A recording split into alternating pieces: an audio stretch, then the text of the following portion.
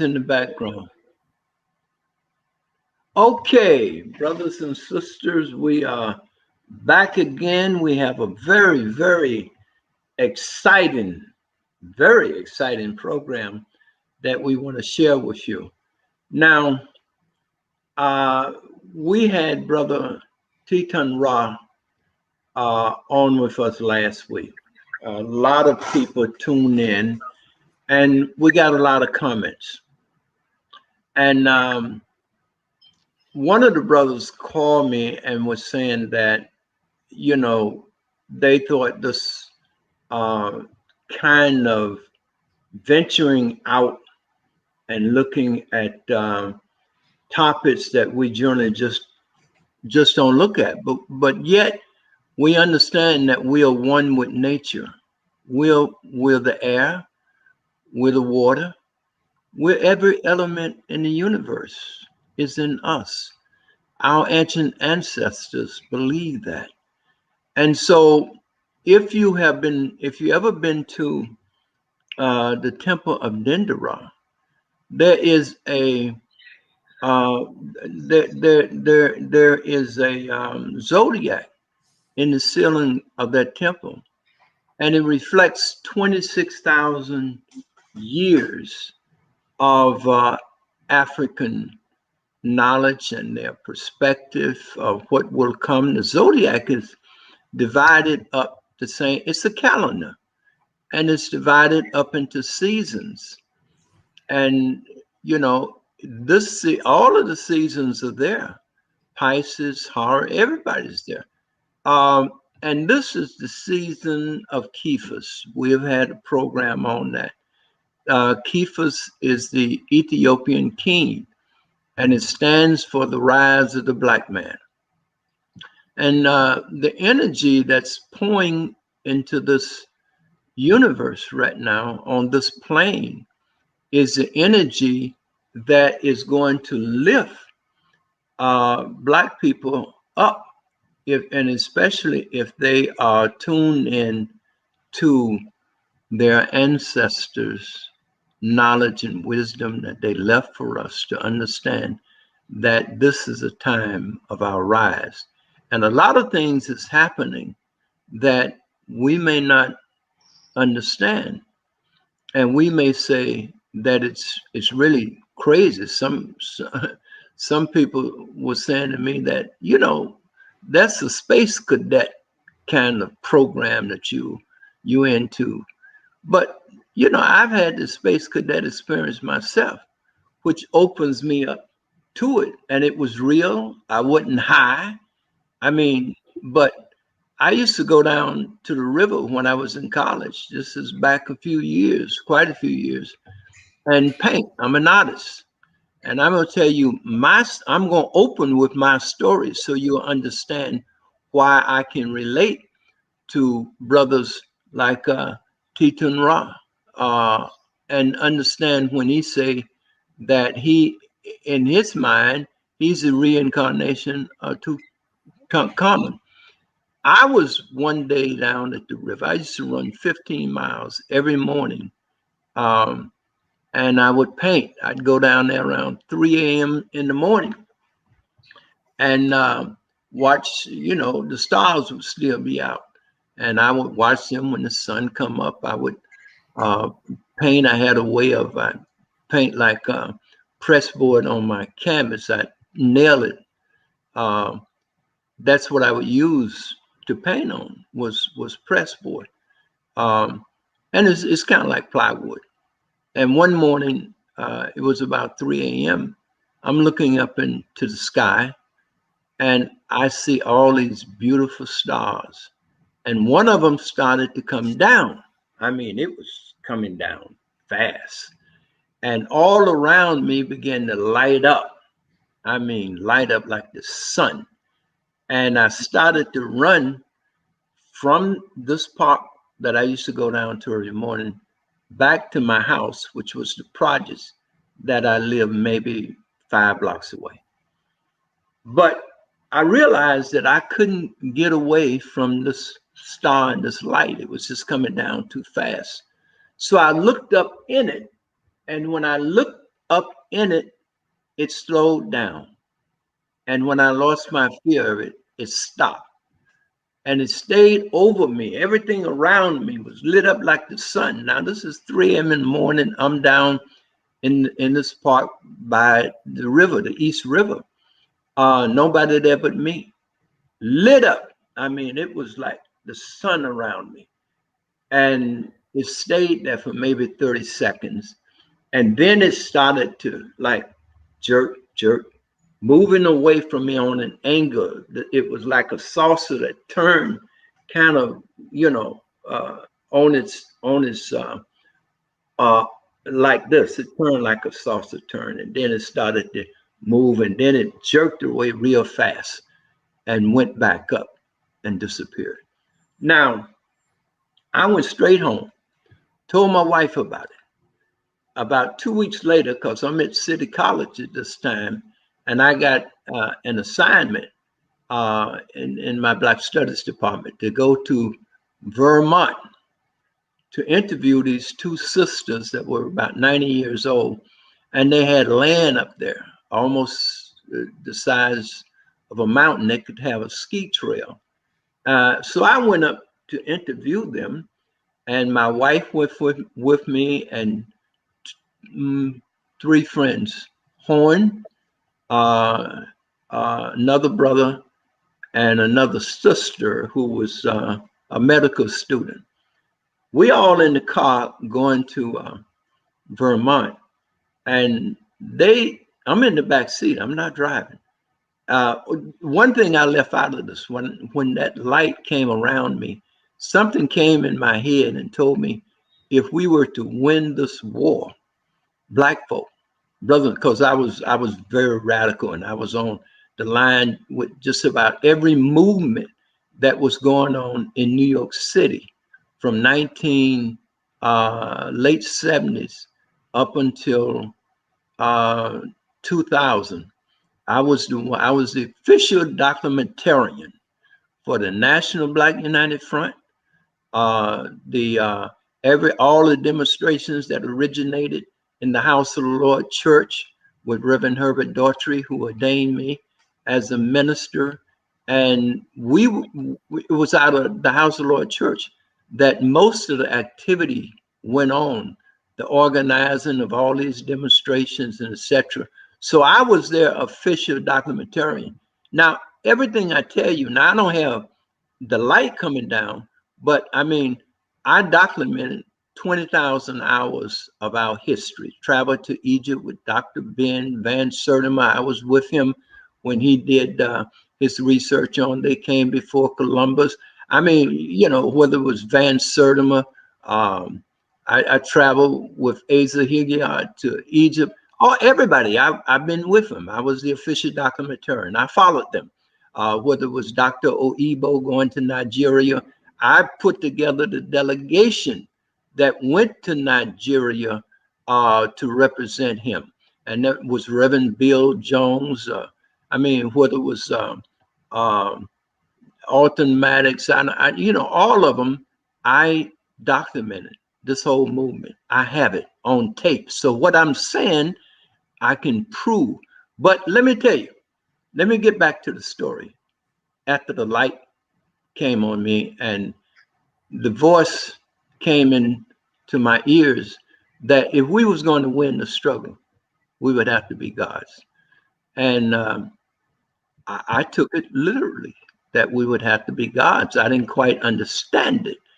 But we're on our way now to Vermont to interview these two elderly sisters about how they accumulated the land and so forth. And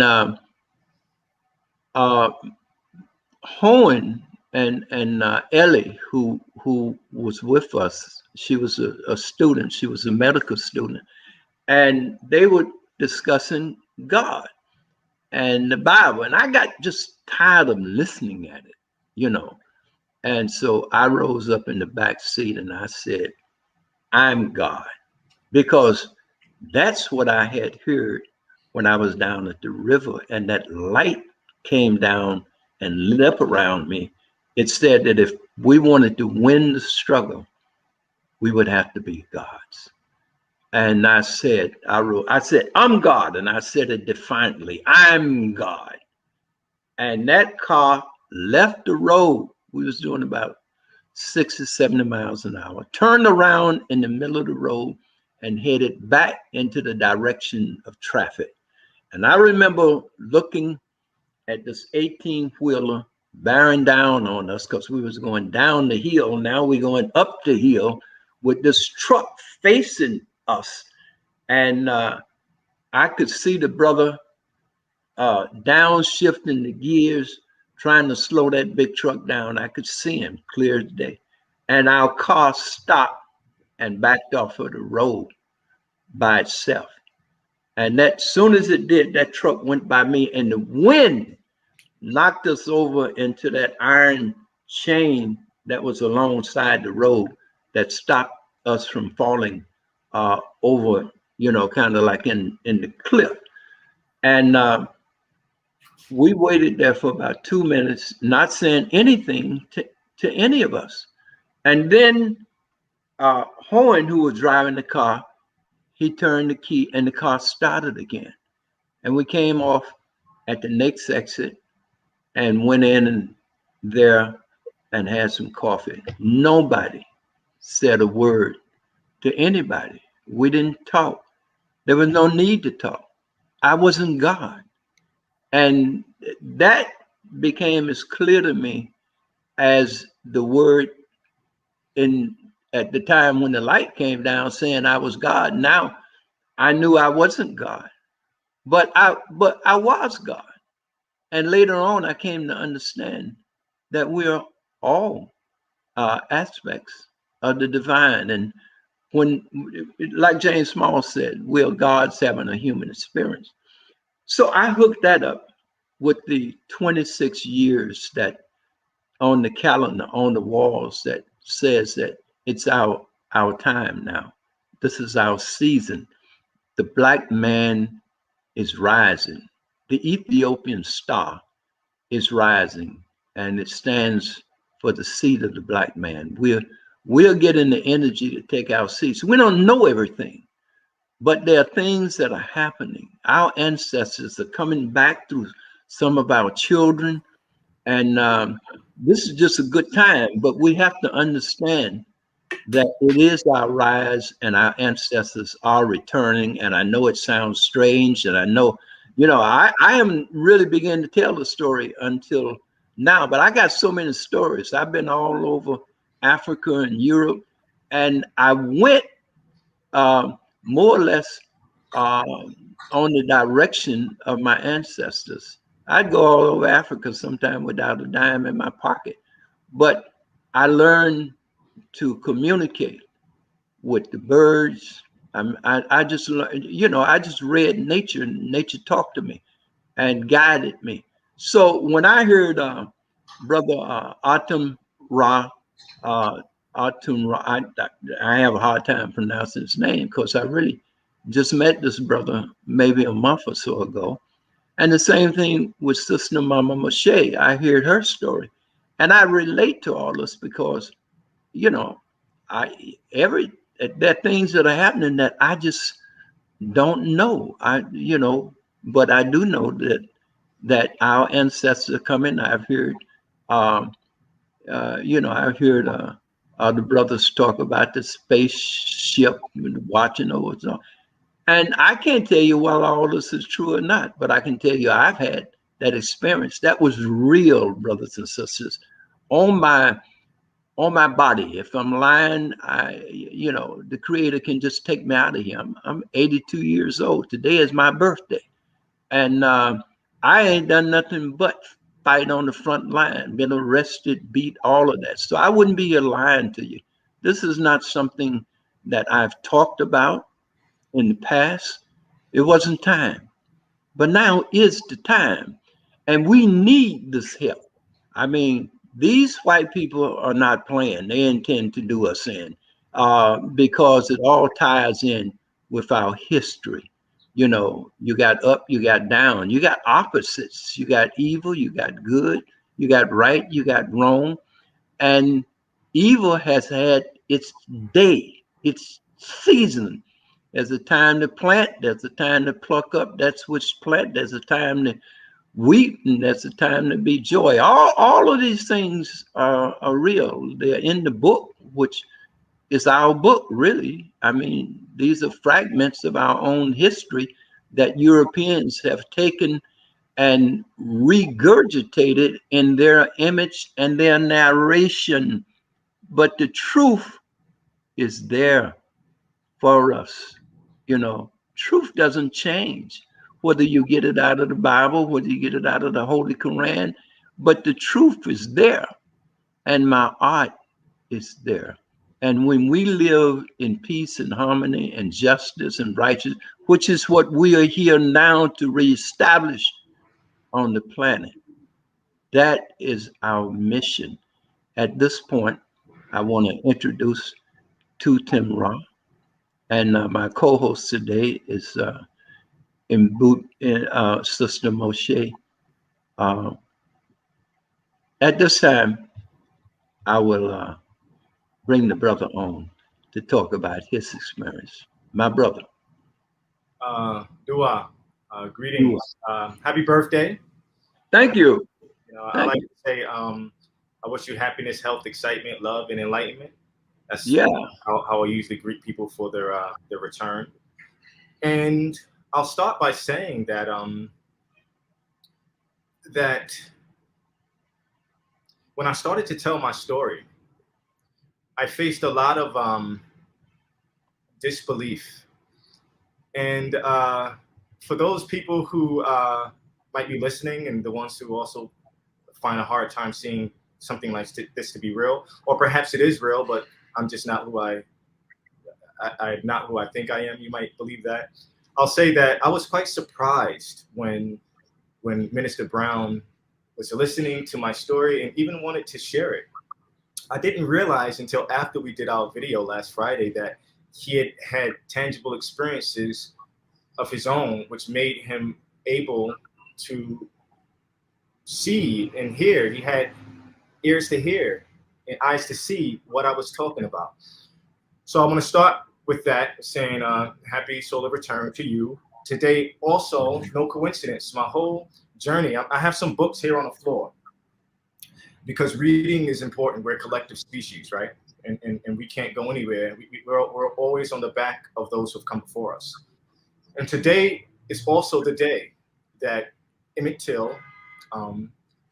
Lewis Till walked into Bryant grocery store. And so to be clear, my first past life came to me in 2018. I'll talk about that later. My past life of Emmett Till. Today is the day that he went into the grocery store, and subsequently his life. And I say he, my life, my previous life was taken from me. And I want you to understand that sometimes when things happen, and I'm talking about the bad things that happen to us as a people, it's kind of hard to say that Trayvon Martin, that everything happens for a reason, right? It's kind of hard, especially when it's your daughter, your mother, your brother, your father, your son. It's hard to say that everything happened for a reason, but I'm going to tell you that there's some times when things are quite divine. Emmett Till was murdered in a unique fashion. Emmett was 14 years old. Asar, the Lord of Resurrection in ancient Kemet that they call Osiris, he was cut into 14 pieces, castrated. Emmett Till thrown in a river, castrated, shot in the heart, shot in the head, into a river very much like the Nile River. The title of this is The Murder of Emmett Till. But I want you all, and the last time we had this interview, Minister Clemson Brown, you know, and like he talks about is how do we affect the youth? How do we affect, especially the young brothers who are out here killing each other? You know, I want to stress the importance of reading. And I want to tell you a little bit of my story, how I came to know. Because it wasn't just one day, you know, he spoke about space cadets. It wasn't one day that I ate this thing called a mushroom and I had that. No, that's not how it happened. And I want to be very clear about this. And I also want to be very clear that after I do this interview today, that I'm going back to being a hermit. I have to finish this book that I'm writing. So it was very nice to do this and finally speak about this on a public platform with more of a fan base or following than I have of my own. So I'm going to start with this book right here.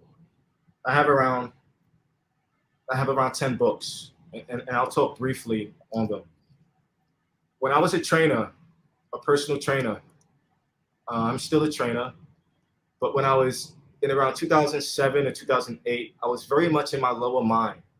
I would chase women. I was working in the gym, and I always wanted to chase the prettiest woman that I could find. And I liked that. You know, it was fun. I had one client, though. I won't name her name, but she was a defense attorney. And she had rheumatoid arthritis, and I loved working with her. She was an older woman. And she used to laugh at me because I would always be in love with a new woman every week. One day she gave me this book, Soledad Brother, The Prison Letters of George Jackson. And I put it on a bookshelf. I never read it until later in my journey. My grandfather died in 2009. Sometime after that, shortly, I started to pay attention. I started to pay attention. And one day I picked this book up and I started to read about George Jackson. And that spun me onto other books. And it spun me onto lectures and paying attention. But let me just qualify George Jackson. George Jackson was born in 1941, a year to snake. Just like Emmett Till, 1941. I was born in 77, a year to snake. But George Jackson was also, see now, if you understand what this was, George Jackson, the spirit is not gone. George Jackson was born on September 23rd, the day that Emmett Till's killers were set free. And the same day that Breonna Taylor's killers were set free. Breonna Taylor's killers were set free on September 23rd, 2020. And my physical father in this life had a stroke that day. Numerology, divine mathematics, none of it is a coincidence. He was murdered in 1971 on August 21st, the day of the Haitian Revolution, the day that Nat Turner did his insurrection. None of it is coincidence. So I want to start with that book. I also want to talk about this book briefly and this book. This is the Bible and the Quran. I want to tell you that I have picked this Quran up. My sister gave that to me as a gift. My sisters and mother, they're Muslims. My grandmother and aunts are Christians. One of my aunts is a Muslim. You know, so she wanted me to read her book. And I picked this book up one time when I was in time of need. And I picked it up to see if the book would speak to what I was dealing with.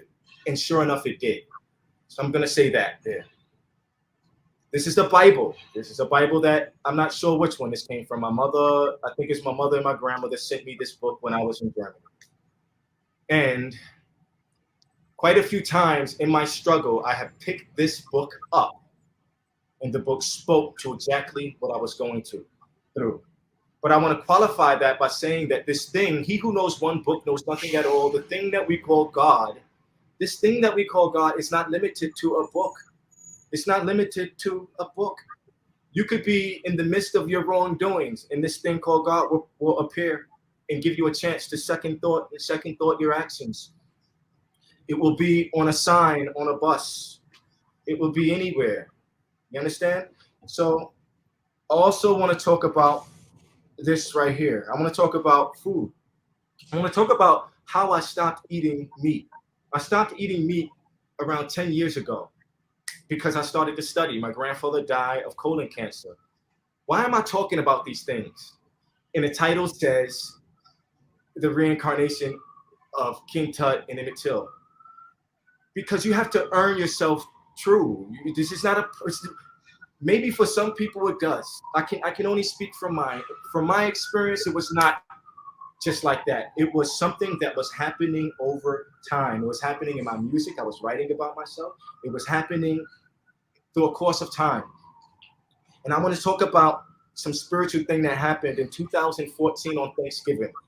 I had already stopped eating meat for many years, since around 2010-ish, and that I was still eating fish at the time. So I went down for Thanksgiving, and of course I'm the odd person in the family that doesn't eat meat. So one of my uncles, he was like, "Hey, I have a piece of salmon. Do you want it?" I was like, "All right." And he microwaved it, and immediately I didn't want to eat it, but I didn't want to be bougie and say, "Oh, I don't eat microwave stuff either." Like, so I ate his microwave salmon. I got sick shortly after. I was sick all Thursday for Thanksgiving. I didn't feel better until Friday morning, Friday a.m. The next day I flew back to New York and I went to Jalagovia, a store that used to be on 125th Street. Due to COVID, it's closed now. I went there and there was a woman in line. She was on the phone with a guy that she knew that was sick, and she was asking for advice. I gave her advice. The person behind the counter gave her advice. And I was very much a hermit at that time, not going out. But she invited me to a show that she was doing at the Black National Theater. So I was surprised, but the next day I actually went to the show. When I went to the show, there's always vendors there. I looked on the table. The first book I picked up was this book, Drugs Masquerading as Foods, Deliciously Killing American Africans and All Peoples. All right. So I picked that book up, right? I picked this book up. This is about Hatshepsut, who happens to be in the lineage of Tutankhamun, the Queen Pharaoh. I 3 books. I just happened to buy that book. And then I buy this book, Maintaining the Temple, right? Maintaining the Temple. And the thing about this book is this is the first book that I opened up. As soon as I opened the book, as soon as I randomly opened the book, it opened up to meat and fish and how they're bad for you. All the information on it, meat, fish, eggs, all of that. And then I turned another page and it was microwaves. I stopped eating fish from that moment, okay? Remember what I said. I said sometimes you're going through stuff and these books will speak to you. Well, other books will speak to you too, all right? So I want to start there. I also want to go here. I want to tell you one story about these books right here, the Medunetta books. I also want to say this. I've not read either one of these books cover to cover. I've read more of the Bible than I have the Quran. I have not read this book. Oh, I haven't got to that yet. I've read neither of these books cover to cover. I've not read this book cover to cover. Okay? So, all right, listen, that's a good point there. All right? So one day, what is the oldest writing? We're talking about books. The oldest writing with structure and sentences are found in the tombs of the Nasut Bidis, the pharaohs. And these utterances, these writings are there to ensure that the Nasut Bidi, also called the pharaoh, would resurrect into another life, into the afterlife, and have a safe journey through the Duat. That's what these writings were about. They were more likened to poetry than they were an obituary. They were repeated lines. It was like a song, a hymn, like the hymn to the Aten, put in the Bible, Psalm 104. So one day I'm writing a rhyme. This is a short story. One day I'm writing a rhyme. And remember, I've been a hermit for very many years. This is around 2014 or 15. I think this. Yeah. So yeah, this is perfect. I'm in proper order. So one day I'm writing a rhyme, and it's a Friday night. Remember what I told you? On Friday nights, really every night of the week when you're out there partying, every night's a week to party, right? Every night's a day to party. But for many years, I'll be at home, not out, not dating, not out, not drinking, not any of that. And one night I was writing this rhyme, and the rhyme said, "I be seeing signs in the times. I be seeing signs in the times. Could it be the unseen communicating? Does every dream mean something? It's a falling star, really a falling star. Do you know who, what, where, when you are? Man, the unknown. You can go alone and go fast, or you can go together and go far," right? She saw my ancestor. She said she was my great-great-great-grandmother, my protector. I'll talk about that in a second. But I was writing this rhyme, and I remember looking out the window. And I remember thinking, pardon my language, why am I sitting here writing this rhyme? Why am I writing this music? I'm never going to do anything with it. Why am I writing this rhyme? And a tear came to my eye. I was in an emotional state. And I probably was really high off weed too. Smoking weed, writing. And I remember looking over on my bookshelf. One of my bookshelves has a stack of books all the way down. And when I looked over, when I looked over, right in my eye view, right at my eye view were these 3 books. And as soon as I looked at the book, I was sort of angry. So I said, I wonder if this book will speak to me. And so what did I do? I challenged the Neteru, the energy that we call God. I challenged it. I said, I wonder if this book, and I just grabbed one. And I grabbed The Great Oracle of Tahuti in the Egyptian System of Spiritual Cultivation, Ra'un Nefer Medu Neter, Volume 1. Have I read this book cover to cover? No. But that time I read a lot of it. I opened the book up, and as soon as I laid my eyes on a page, it said communication with the unseen realm. I closed the book. I closed the book because the rhyme that I've been writing that caused me to get emotional said, I be seeing signs in the times. Could it be the unseen communicating?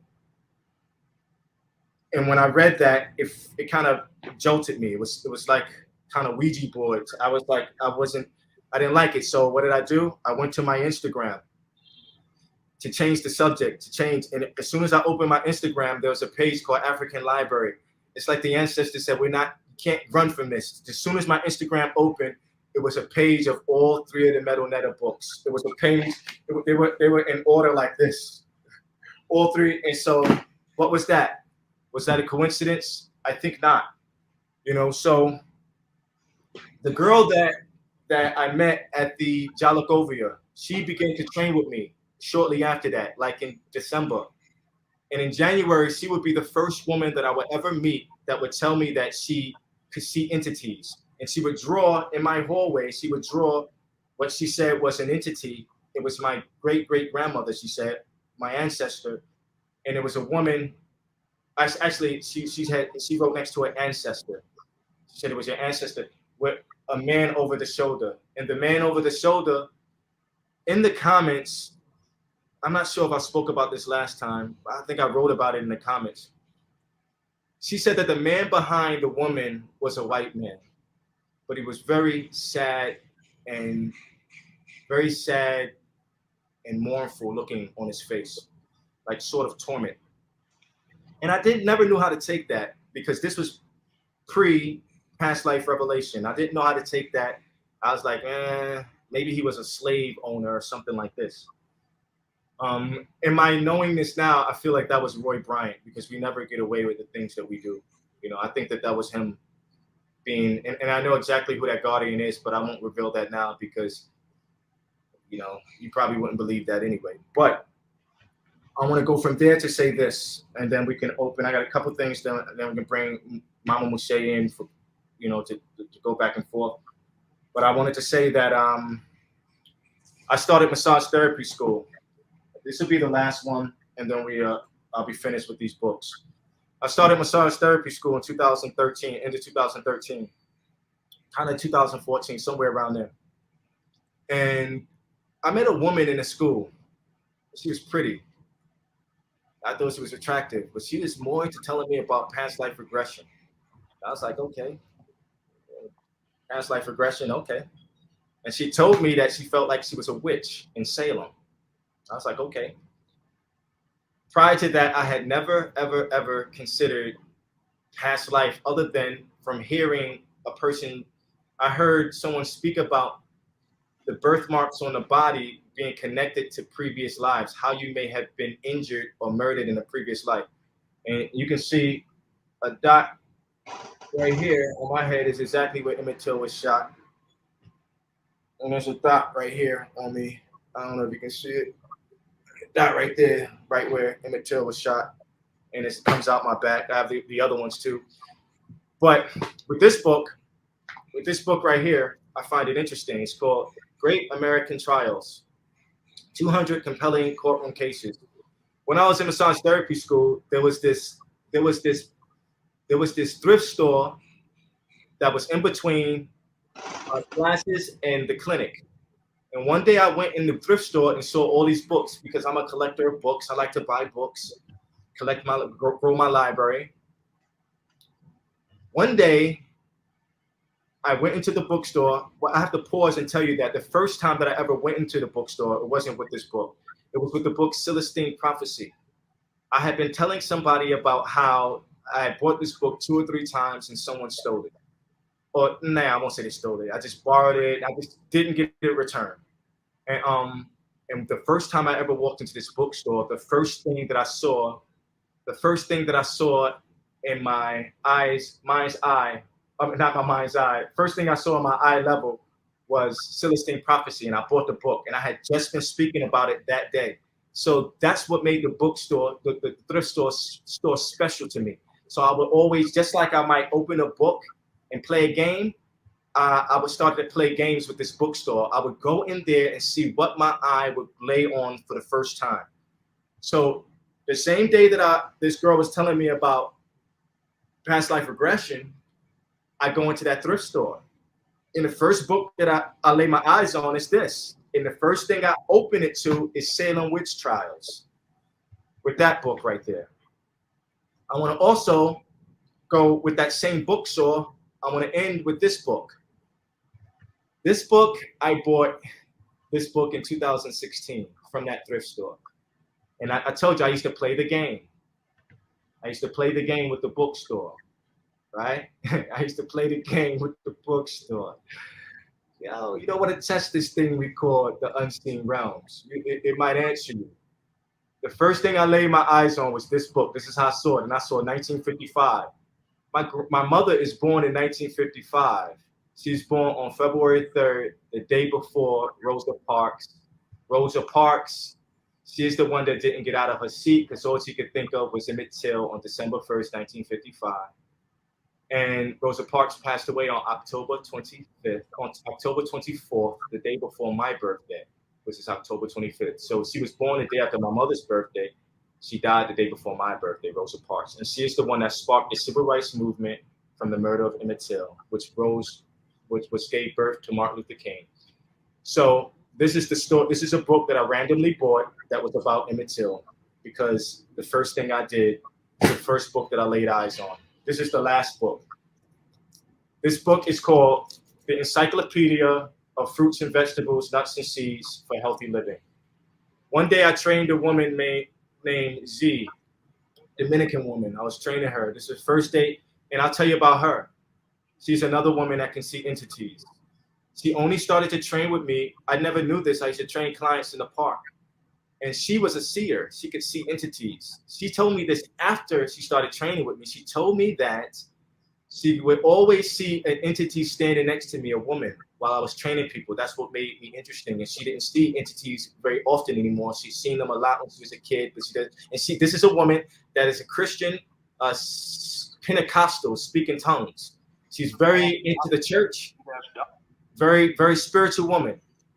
And the first day that I trained her, I got this book in the mail before she got here, and I randomly opened it up to dates, page 101. And when I trained her that day, she told me she was anemic. And the first sentence under dates is how dates are good for people with anemia. So I'm going to close with that, saying that when you're on a journey, this thing called the unseen realm is going to guide you on your path. It's going to guide you on your path.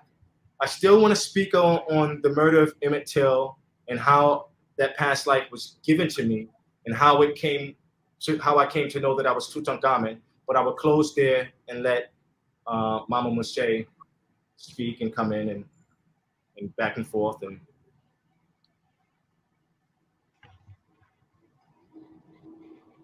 yes, Mama Moshe.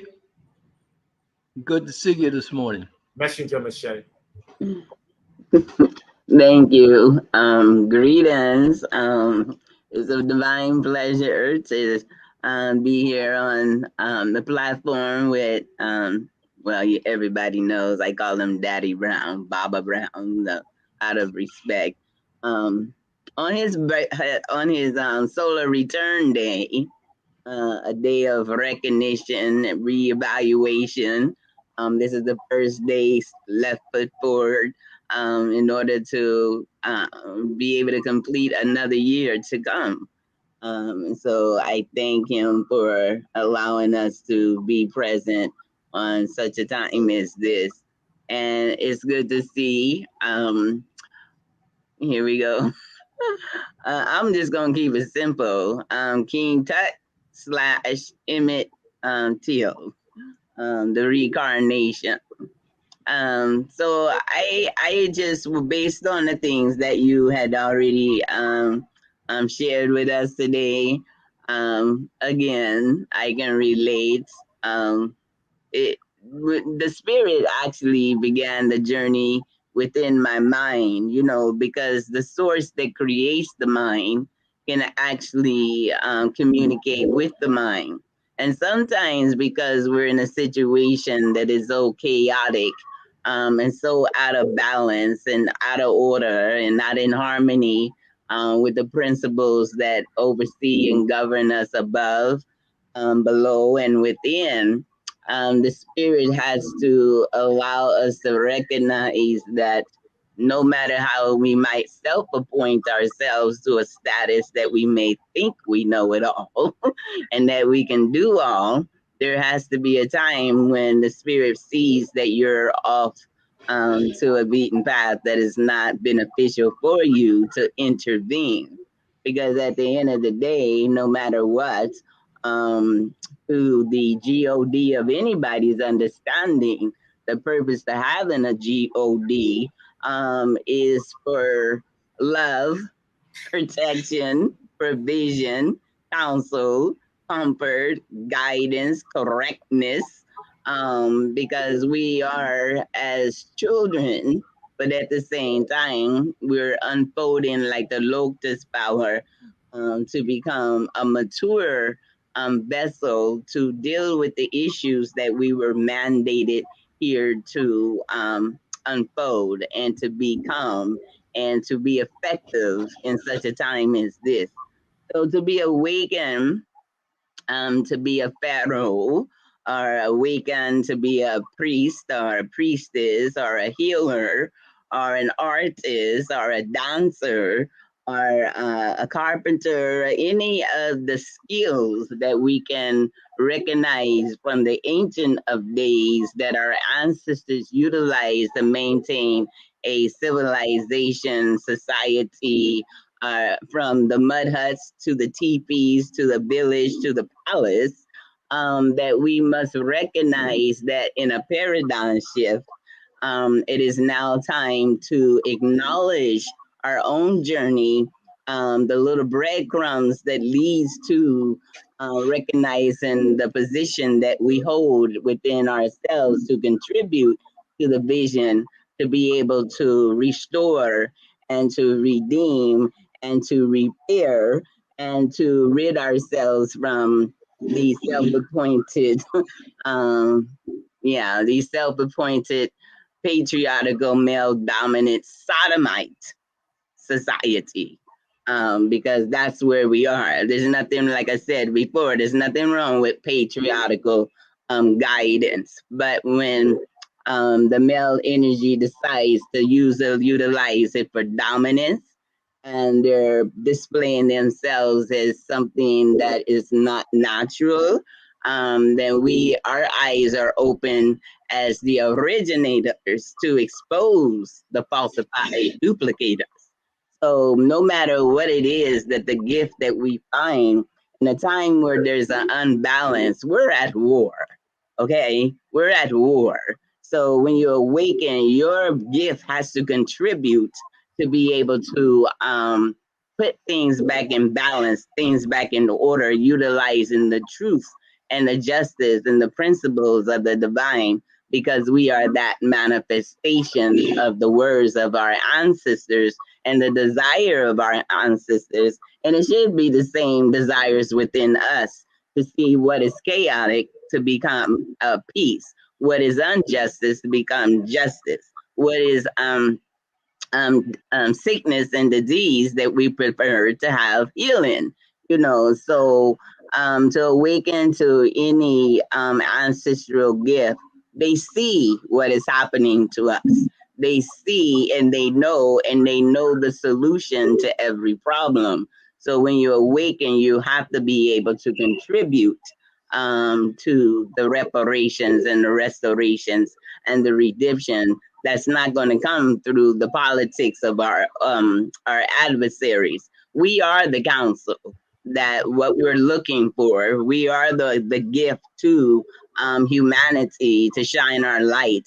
And we don't look to the same system to validate what we are being awakened to recognize who we are and that we're significant and relevant, and that at such a time as this, to restore the palace as well as the village, the teepee, and the hut, we have to do it without malice. And we don't look for everybody to be in alignment with that, because there is a certain amount that is known as a remnant that they know who they are and what they were mandated and sent here to do. And to contribute that, they will be able to recognize each other's voice, recognize the artists and the gifts, that recognize that the dancing is for to be do war dancing and not twerking.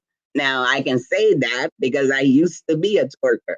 But anything that you've done for the world, when the divine spirit awakens you, she's gonna turn around and use it for the divine purpose of us being able to reestablish the order that she has gave us from the very beginning. So if you used to be a dancer, she's going to awaken and anoint you to dance for the motions and to be in line with the rhythm and vibration, to talk to the spirits of the earth, so that you can be in alignment and your movements will be able to call down the rain if necessary, to call forth the earth to quake when it's necessary, to call down the lightning when it's necessary, to be able to call forth the animals, the spirits of the earth to protect you. Because when we wind up in this wilderness, and believe me, those who don't take the job, it's very important that you be in alignment with the spirits of the earth, because they, where we are those who profess to be have dominion over the animals, our sisters and brothers, they have not read the Bible. They have not read the Quran. They have not read any books. But within inside their nature, they already know the past, and what we who now come into their environment must be able to be the student and not the teacher, not the dominant one, but the surrender, because they are the ones who is going to lead and guide us in the pathways of the wilderness. So I'm just grateful that those who have eyes to see, they'll be able to perceive. And those who have ears to hear, that they will be able to hear. And those who have a heart to combine what they see and perceive and what they hear, and be able to understand, that they combine it and apply it so they can magnify it and be fruitful in such a time as this. Because this is not a play game. The time that we're living in is the time that if you are foolish, it is now time to become wise. If you are immature, it's now time for you to become mature. And with that, for at this moment, my brothers and sisters, Mama Moshe is complete. Okay, I wanted to respond and say dua to that. Minister Brown. Oh, okay, so let's keep it going, my brother. So let's talk about Emmett Till. First thing I want to say, I don't know if he's where's he at? Minister Brown, where you at? I don't know, but You want to change the camera? If not, they can still hear my voice. That's fine. Listen, I want to say this, but I wanted to say this so the person could see me. His name is Haru El Ra. I want to say to you, Mir E2. That means I love you, brother. In Meronetta. Mir E2. And the energy that he has in the chat, he's very hyper, very emotional, and very adamant about me not being. He's not saying that I'm not Emmett Till. I'm just not Tutankhamun.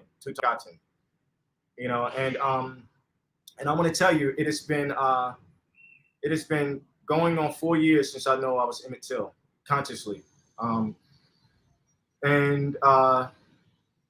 it's been it's going on 2 years since I've consciously known that I was Tutankhaten, and it's been around 4 or 5 months since I've run into brothers. So I'm speaking to you in love, brother, because I'm speaking to you in love because, like I said, I never thought I was somebody else until these past lives came to me.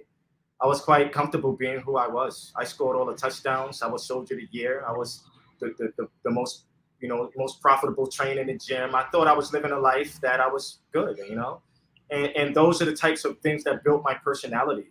I never had a problem finding a woman, so I felt confident about myself. I didn't need to romanticize about being a pharaoh.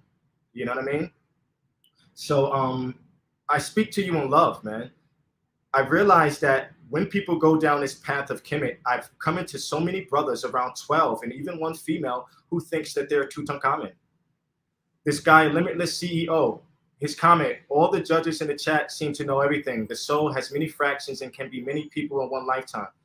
That's an interesting concept and thought, and I have thought about that too. So I want to say this to you. I'm going to continue my story about how I came to know that I was Emmett Till. And I hadn't really spoke about this. I really hadn't spoke about on my social networking platforms in great detail, verbally. I put it in my music. I put it in my comments. I've written it out, but I haven't spoke it like this. I was really saving it for my book. What do I want with my book? I want to lie. I want my book to be the most groundbreaking book written in modern time, because quite frankly it is.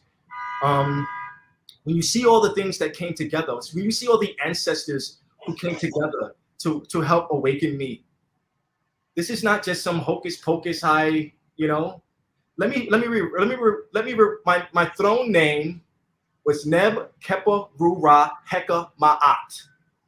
Every Nasut Bidi has 5 names. And someone told me that they also have one name that only the mother knows.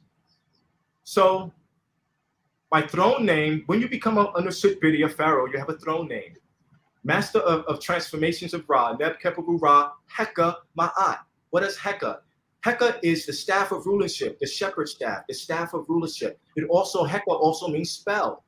Of course, we all know what Ma'at is, right? Justice, truth, balance, cosmic order, reciprocity, morality. So, Heka Ma'at. I wanna gift you with a rhyme. What's his name? Haru El Ra. This is for you. See, because most of the time with music and hip hop, which I spoke about hip hop last time, I spoke about how hip hop is misused, right? I spoke about that and I want to tell you what happens when you open your mouth to create music. Either the ego or the soul is speaking. The ego or the soul, and right down the middle are those people who are sold out. They sold out. They write whatever the company tell them to sell so they can make records. So you have the ego, the soul, and those who sold out, right? So I found out that I was Emmett Till in 2018. I found out that I was Tutankhamen in 2020. Yet in 2016, my book is very much a book of spells. Very much a book of spells. I wrote this spell in 2016. He fell asleep, he was drowsing, woke up 4,000. Years later, born in government housing, they warned of a savior. A covenant was found in a manger. In wonderment, he underwent an excellent ascent. Like when Malcolm went to Mecca, it was evident he could plant black seeds, grow trees like regiments on elephants, and trample the decadent empire with elegance. Fire, water, and all the elements. They X'd him out, they burned his house, but they ain't stopping the revolution that I'm talking about. Freedom is paramount. I'll shout from the hilltop. We pick crops, sing songs like hip hop. If Nat Turner was here, would we hang cops or bust shots like Tupac? Hot still. Who was David Walker? What was written in his appeal? Tell me why when he wrote it, they wanted him killed. Tell me why Tamir Rice looked like Emmett Till. Tell me why our blood still spill in the streets still. Still illmatic. We can heal or have havoc, make magic like a prodigy. There's gotta be the prophecy. See, now when you write Heka spells, rap, poetry, when you write something, you name it. And upon completing that, I named it Mecca, because like when Malcolm went to Mecca, it was evident, but immediately I changed it to prophecy. And in the beginning of it, what did I say? He fell asleep, he was drowsing, woke up 4,000. 4,000 years ago is around the time of Tutankhaten. And I remember when I wrote that rhyme, I wrote it and I was like, what are you talking about? I was like, I didn't know what I was talking about, but I liked it, you know?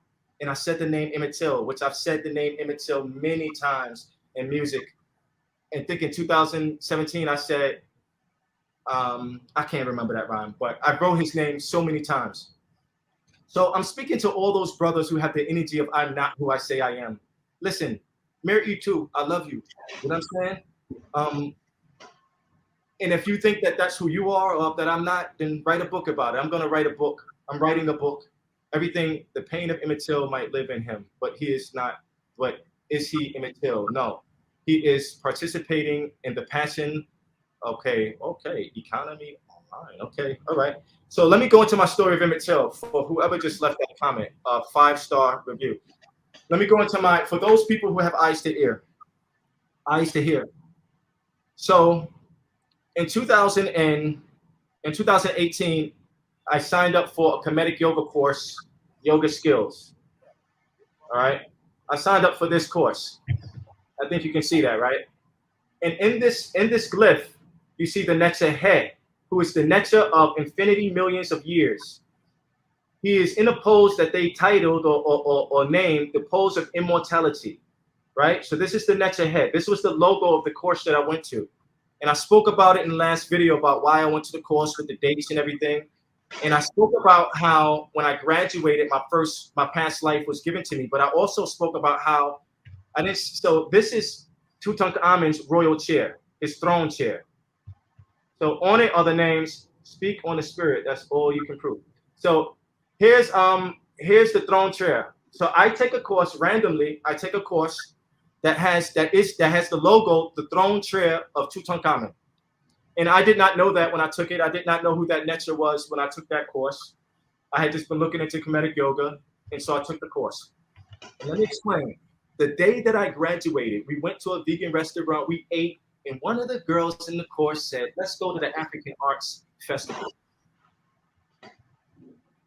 I had never been to the African Arts Festival. I was 40 years old. 40 represents preparation and tribulation. 40 days, it rained for 40 days, it rained for 40 nights. Fasted for 40 days, fasted for 40 nights. All these biblical numbers, right? Numbers mean something, right? I was 40 years old. And thank you. I know he's not lying. I can feel it and I can see it. Dua. Mary too. And so we go to the festival. Like, remember the story that Minister Clemson Brown spoke about in the beginning? He saw this light and he heard this, so the voice and everything. I'm at the festival looking around. My first time there, I did not grow up in a family that took me into African things. You know, my mother was a struggling mother, single parent, didn't grow up with my father. So I didn't grow up culturally, you know, with Africa on my mind. No, I grew up, I didn't grow up like that. So I'm at the African Arts Festival and I hear a voice in my head. And it says, walk away, you're going to meet a beautiful woman. So I walk away and I'm walking, and then all of a sudden, those who have been to the festival at Barry Commodore Park in Brooklyn, New York, you know that there's the big stage, and if you make it right, you make an about face 180 degrees. If you go all the way to the other side, that's where all the food is. So I end up, I'm over there where someone's selling stuff, and then I see this woman, and I had forgotten about what the voice said. At this point, I'm just walking around, and then I lock eyes with this woman with dreads, with locks. Dreadlocks. And for some reason, electromagnetic energy, we start to talk. We start talking and we're trying to figure out where we know each other from. And, telling I just graduated as a Kemetic yoga instructor, blah, blah, blah. I said, I've been thinking about Kemetic yoga, blah, blah. What do you use? She vends, she's vending there. Oh, I'm a, massage therapy coach. Oh, you should come and do massage here with me. And I'm like, okay. I'm like, all right. She offered me to come back with my massage chair. And then an old woman appears. An old woman randomly appears and wants to take a picture with me and my feather and her locks. So she takes a picture, gives me her information, she walks away. After I take Mars, the woman's name is Mars, Empress Mars. I meet Empress Mars. You can find her on Instagram, Empress Mars. You can confirm the story. See, the story is too connected. Let me show you how he is now who he says he is. Let me show you how the ancestors will direct and order your paths for you to find out who you are, given that you earn it. So I walk away from Mars. We agreed that I would come back. The woman took my picture. She walks away. Then I run into Hadia Barbell. I hadn't seen Hadia in about 8 years. I used to train her. She's a good friend of mine. And I found out earlier this year, or the end of last year, I didn't know this at the time because the revelations hadn't came. I hadn't seen Hadia in about 8 years. She does goddess retreats and stuff. But Hadia has a son born on August 28th, the day that Emmett Till was murdered. And she also has another son that has a tattoo of Nefertiti across his chest, which is Tutankhamun's stepmother. So, right? So I leave the festival. I come back the next day on a Tuesday. I was born on a Tuesday. That's Mpu, right? Ruled by Mars. I come back on a Tuesday on July 3rd, which used to be the day of inundation of the Nile, right? The star that July 3rd was the day that the Sirius star appeared after 70 some odd days of being gone, right? The Sirius star would appear again, marking the same span of time of mummification, 70 days. So I come back on that day and she's not vending in the festival. She's outside. So I'm like, damn, she's not in the festival. So I walk in the festival and I go inside and I see Mfundisi, Yehutimus. And I say, Mfundisi, I got my chair here. Can I please vend next to you? And he says, yes. So now I'm in the African Arts Festival vending under a Kemetic priest. And July 3rd, I only worked on 2 people that day. July 4th, I can't count the amount of people I worked on. But the first day, the first person that came to me, her name is Akua. She is another woman with dreadlocks. She is a healer, a massage therapist, a Kemetic yoga instructor. She came to my chair and said, just what I was looking for. And she came and sat in my chair. When she sat in my chair, the old woman appeared again. She had called me on Monday, the day after Sunday, that I went to the festival. And she had sent me the pictures that she took of me on Sunday. And me and her talked a little bit. So I came back on Tuesday and I work on Okua, and a woman appears and I know her. She says, pictures? I said, yes. She took my picture and she walked away. I've never seen her again. I want to pause and say that if you go to my Instagram, you go all the way to the bottom, Tutumra Keparu, you go all the way to the bottom and you look at me with a woman with a pink shirt on, that's Mars. That picture, I'm wearing a picture with Emmett Till's t-shirt on, coincidentally. I started to buy shirts from this company in the beginning of 2018 with Khalid Muhammad's face, with Malcolm X's face, where Martin Luther, where Muhammad Ali, Harriet Tubman, and Emmett Till. I bought these pictures with these faces on, right, to support this black, and I like the art on it. So I happened to be wearing that picture that day, that shirt that day. So I work on the core. The woman takes my picture and walks off, and then I work on in between that and the last person, but I only worked on 2 people. That's when I said in the last video that this elder looks at me, Baba Hank Rising's son. You can find him online. See, all of this is connected to other people. That's why disconnected to other people that can confirm and validate my story. They can't validate my experience that I had, but they can validate everything I'm saying on a series of events. My yoga instructor, his name is Isir Hotep. Isir is Asar, the Lord of Resurrection. I graduate from his course. I go through these experiences. The next day I'm at the festival. Brother Hank Rising's son says to me, brother, you need psilocybin. An hour later, I had my first psilocybin. I'm 40 years old. And for the first time, I would consume a magic mushroom when I got home. Upon eating the mushroom, this is the first time I'd ever taken a mushroom. All right, but I had been researching them. Once you start to research all these things, you come across, when you start to buy books that are about spirituality, there will be chapters on reincarnation. There will be chapters on oh my goodness. He said reincarnation is not African. I'm going to speak to that for 1 second. This is respected. So I don't know who it is. I don't know if that's a European in here trying to distract, because like COINTELPRO. Let me speak about the mummification for a second. I'll come right back. Why do you think that we put ourselves into karas, what they call sarcophagus, and put ourselves in a tomb? Do you think that we did that because we thought that because we had surmounted all this knowledge and built these pyramids that they can't copy and duplicate today, that we did all of this stuff because we were foolish and we thought that we were going to take this to the unseen realm? I want you to fathom something that I see as the reality. The reality is that we knew that we could conquer death and come back here, which is why in the coffin text, the utterances are to make sure that the Nashid Bidi, the Pharaoh, will have a safe resurrection. We put things in tombs so that we could come back and get it again. It was storage. Okay, so we understood the repetition of the soul. So this is not an African thing. This is a conscious thing. Once the entity starts to understand the cyclical nature of life, this is a reality. So back to what I was saying. I was saying that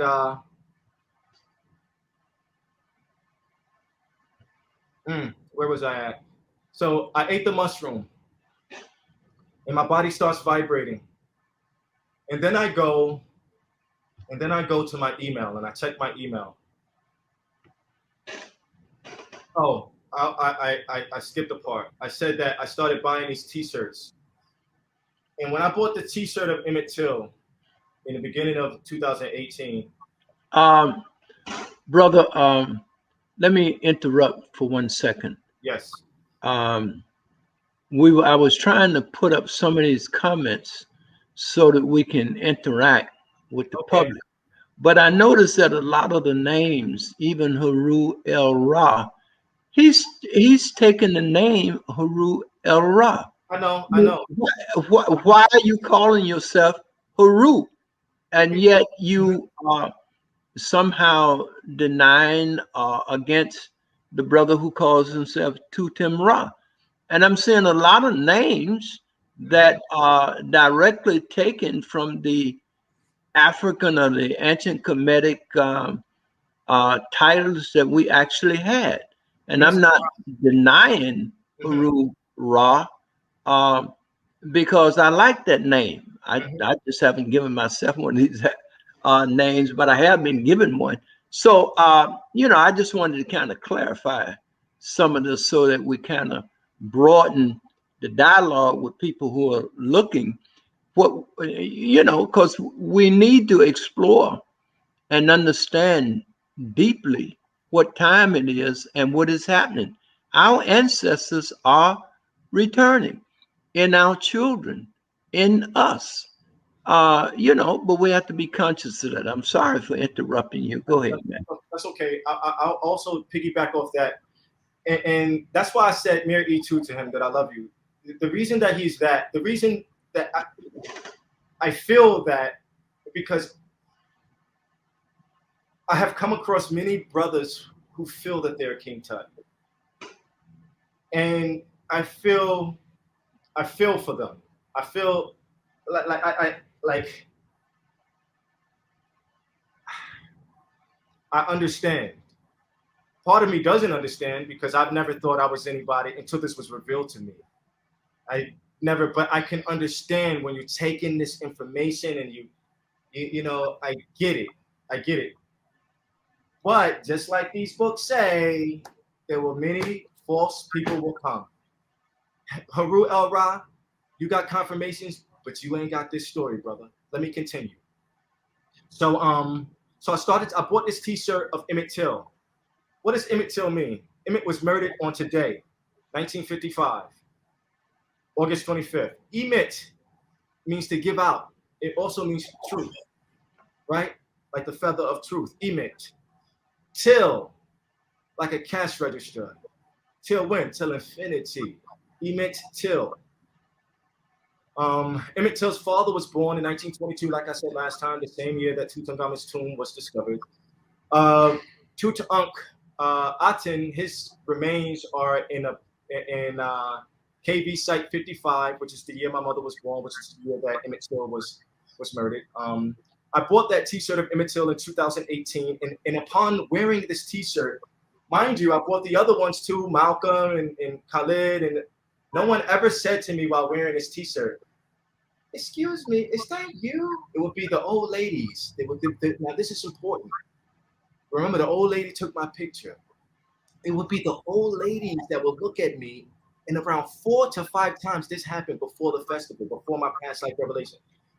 Because the festival was in July, so I bought the T-shirt in January, and these females would look at me, and I would be going to the supermarket, and they would say, "Is that you?" And I would say, "No, that's Emmett Till." And I remember the last time it annoyed me. I said, "No, it's Emmett Till," but in my mind, I'm thinking, how could you? Because mind you, that these were always older women. I'm like, how would you not know who Emmett Till is? Isn't that funny? I go to the festival wearing the Emmett Till T-shirt. I go home, I eat the mushroom, and then I check my email, and the pictures that the woman took of me that very day, who I've never seen again, she took pictures of me, and in the picture, you see how this right here on my shoulder is warped? You can't really see it for what it is. It's warped. The picture of Emmett Till's face was warped, and my face in the picture was warped. The picture distorted it. The T-shirt was bent, so it was distorted, but my face was distorted. And upon seeing that under the mushroom, my body shook. There was an explosion in my head. My knees buckled, and I almost fell to the floor. And immediately, instantaneously, I knew who I was, but also another voice said, "It's not true." I didn't believe it. I didn't believe it, but I believed it because I Googled him and I realized I started to piece everything together. I started to say, okay, when was he born? July 25th. Oh, I'm born October 25th. Oh, that's a coincidence. The yoga course was $2,500. The mushrooms were $250. 25 is a day that runs in my life. I was disqualified from Special Forces School on October 25th, my birthday, on my 25th birthday. I wasn't supposed to be there. The ancestors said, no, you're not going to go there. You understand? 25, I could go on and on and on about 25. The ring that identified Emmett Till's finger, it said May 25th on it. For those people who say, I'm going to speak this too. The people that say that, so he would be born in the same line of Emmett Till. That was one of the comments. He should be born in the same line. Emmett Till's cousin that was there that night, his name was Wheeler Parker, like the Wheels of Destiny, Wheeler Parker Jr. He was 16, Emmett was 14. I was born in 1977. Wheeler Parker Jr. took his call to ministry in 1977, the year the snake, the year I was born. My grandmother's name is Parker. Her last name is Parker. So I come from the same family line as Emmett Till, who was murdered in the same type of fashion as the Nasarian resurrection.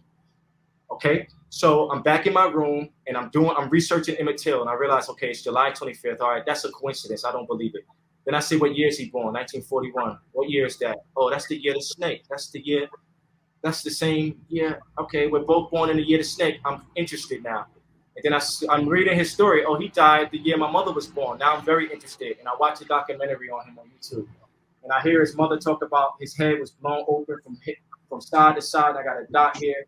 All the places he was injured. That's how my life as Emmett Till came. You know, and I didn't say this last time. Then 2 weeks later, Baba Harut Hank Fry's son, who the next day when I came to the festival and told him about my revelation of Emmett Till, he's the one that said, brother, you need psilocybin. The thought came to him. Let me tell you why he said that. Because just like a bird has a spirit, a human has a spirit, a tree has a spirit, the mushroom, it has a spirit. In the same way it can push thoughts in you, this mushroom, if you ask me, that's what I think what happened with him. Why did he tell me that? Because I earned the right to know these things, and I needed something that I was searching for. And another, but it'll use a vessel, just like it'll use a book. It'll use whatever this entity, it'll use people, it'll use books, it'll use all these things to get you to follow a path. You know, but you got to be on the path. Whether you know you're on a path or not, you're on a path. That's the truth about life. You know what I mean? And hopefully in this lifetime, you'll realize and understand that. You know, so that's how the life of Emmett Till came to me.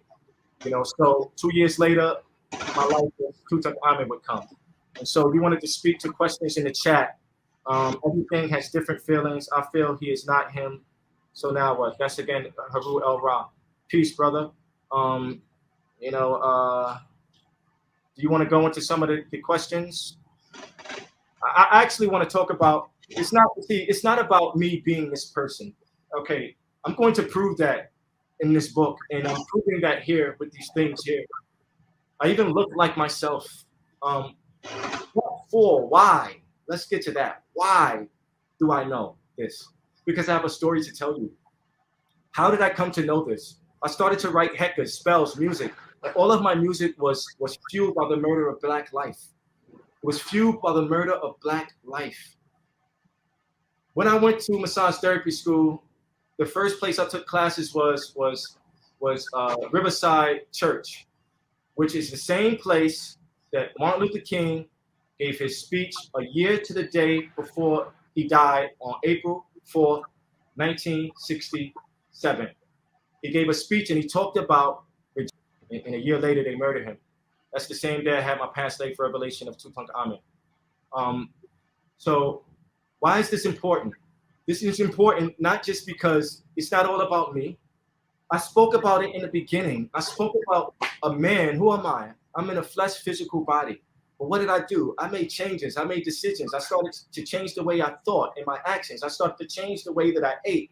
I started to change the way that I lived my life, what I started to do with my time, how I started to manage my time, what I started to revere, what I started to listening to. Bobby Hemmett was my favorite lecturer. I listened to many hours of him. If you take H off of Hemmett, it's Emmett. Emmett Till's nickname was Bobby. Everything about what I'm saying you is going to ring to be true. Okay? But why? So this is my plea to our people. You know, my plea is for unity on all fronts. Even though there's a reality of things that it won't be everyone, but it'll be enough of us.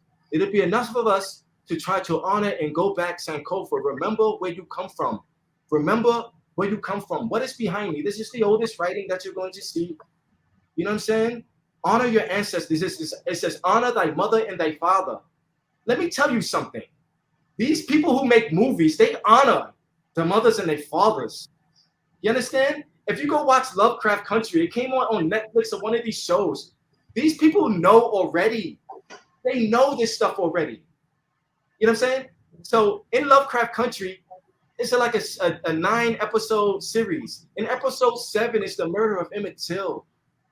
An episode is all about a white family and a black family looking for a book of spells. The oldest book of spells come from the 18th dynasty. These are the utterances to make sure that the Liskut had a safe journey to the next life. That's immortality. In the show, they were searching for the immortality. The white family was playing with magic. They were searching for immortality. They had to go to this black family to get it.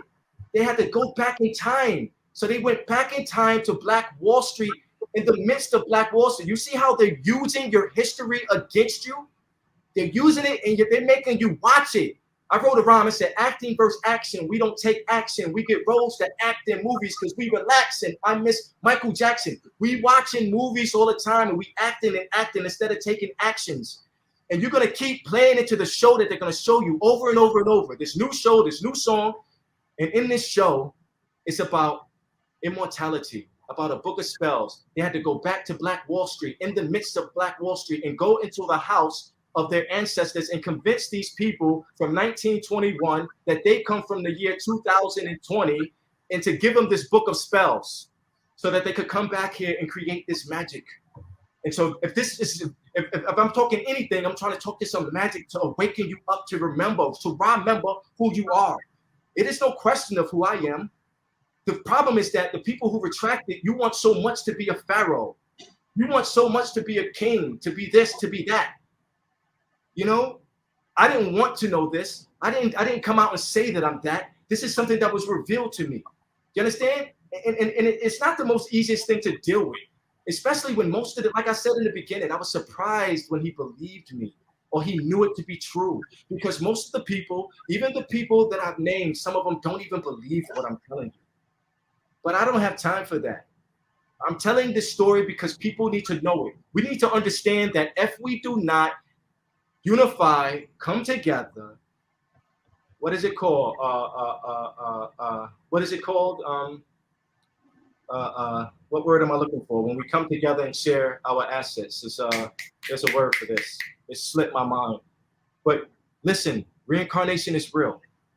Reincarnation is real, and just like you don't remember the dream from last night, there's a chance that you can come back here again. Many of you listening, don't worry about what the other people are saying. Many of you feel like you have been here before. What I suggest you do is don't look or decide that you are any of these people. Walk a path of ma'at. Walk a path that's true. And like I said in the last video, what is supposed to be revealed for you, what you agreed to learn and know when you came here, you'll align up with that. Too many people up here talking about, I'm the reincarnation, I'm the return of Jesus Christ, I'm the return of this, and I'm the return of Tutankhamun and everything else. I know this is only my second interview ever doing this. And I held out for a long time because I understood. People have asked me to do interviews. Actually, the only place I wanted to do an interview, and I sent Lord Jamar a text message several times. I wanted my first interview to be done on a Godcast because my book has so much hip hop in it. It's my hip hop spells. It's my spells that help to wake me up. I'll be the Black Seed Osiris, see sunset, looking for a set Isis, black duality crisis, born in this white man's world of civilization. When I think about a king, I'll be thinking about Akhenaten. I wrote that in 2012 or 13. You understand? My soul was speaking already. Who's Akhenaten? Tutankhamun, King Tut's father. When I'm thinking about a king, I'll be thinking about Akhenaten. I'll be the Black Seed Osiris. Who is Osiris? The Lord of Resurrection. I'll be the Black Seed Osiris. See, sun, Set. Who is Set? Set's the one that put a saw in the basket, in the coffin, cut him into 14 pieces. Emmett Till murdered at 14. My soul was speaking. You understand? You know, so what is this for? This is for unity against all people. Instead of killing each other, instead of wasting your time watching the stuff that they're going to program for you, pick up the books that are left for you from your ancestors. Here's another book that I think you should read. I brought it here. You should read Octavia Butler, Seed to Harvest. You really should read that. You should read all Octavia's books. You should read books that stimulate your mind. You should listen to music that stimulates your mind. You should get rid of every music, any type of music that is derogatory, right? You should only listen to music that edifies you and builds you up, that teaches you something, all right? Because like I said before, that is also the food that you intake, what you listen to. I want to take a break and let someone else, Messenger Miche, speak to. I kind of got riled up right there. Yes, okay. You're supposed to be compassionate when you stand on your truth, you know, so it's normal. I mean, it's a part of what most people recognize in me. But it's like when you say you were born in the year of the snake, I remember the ancestors bringing to me to be known that from an African Asian perspective, that I was born in the year of the tiger. And when it comes to, I noticed when the spirit didn't tell me of one individual of who I am, because in the council, in the cosmos, there were many. So just to be not biased to any of them, I just recognize the office that I walk in, and that is a messenger. So like when you said that you have proof of what it is that you represent versus just being able to be a mouthpiece. I'm so grateful about the proof that the evidence of what the spirit has been using me as. Now, in the beginning, when you're a child and you're just wanting to please your eternal parents, recognizing the masculine and the feminine energy, because I wasn't raised by my mother, who actually gave me and my twin brother up when we were 6 weeks old. I didn't have a female influence in the household as I was growing up. So a lot of my inner masculine and feminine energy was more unbalanced because I was around a lot of masculine energy. And I was actually born with a voice that is much deeper than what you all hear now. But my daddy gave me a complex one day when he pulled me to the side and told me, if you don't get the bass out of your voice, I'm going to take it out for you. And plus, no man is going to want you talking deeper than them. So I was struggling because I realized I couldn't keep friends in school. And whenever I opened my mouth to speak, people automatically thought I was being rude, aggressive, that I had an anger issue, which I did. I had a hidden one, but nevertheless, I mean, I wasn't trying to express it through my voice, but nevertheless, what the spirit was showing me, everything that I had hidden was actually an attribute for such a time as this. Now, most people in the community knows me as Mama Lioness Adasa. Now, when the divine spirit would send me to quote unquote places of worship, whether it be Christian, whether it be Hebrew Israelites, whether it be Muslim, or whether I've even been sent to a synagogue before.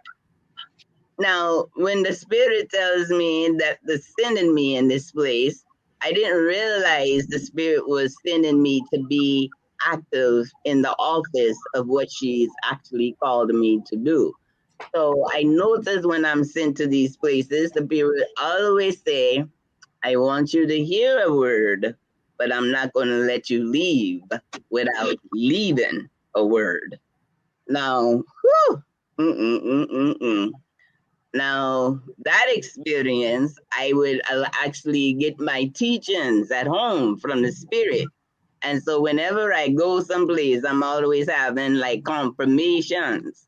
And when I go into these places, I will hear like a confirmation, but yet I will hear it mixed with deception.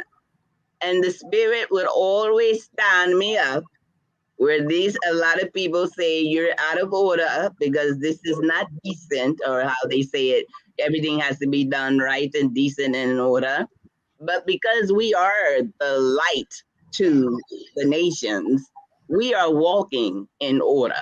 And when we open our mouth, we put things back in order. When we hear a lie, we have to bring truth to actually devour